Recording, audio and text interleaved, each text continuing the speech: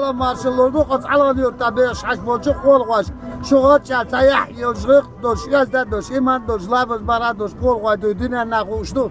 Bezen değil vakunde da sidoşu. Kaçalan da mukşuluşu.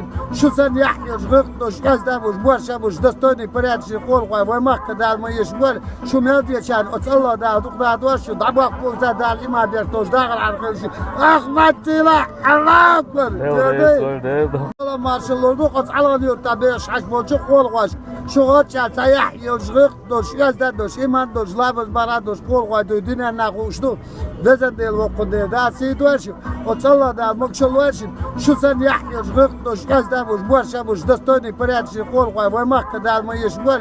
Şu mevdiye çan kaçalan da dukda doşu da bak bu da ima bir toz da arkadaşı. Ahmet Tila Allah akbar. Marşallarını kaçalan diyor tabi şaşmolcu kol koş. Şuğa çataya yolculuk doş yazda doş iman doş labız bara doş kol koy dünya nakuştu. Bezen değil vakunde da sidoşu. Kaçalan da mukşuluşu. Şu sen ya yolculuk doş yazda boş boşa boş dostoni parçası kol koy ve makdal mı yeşgol.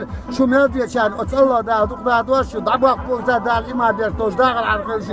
Ahmet Tila Allah akbar.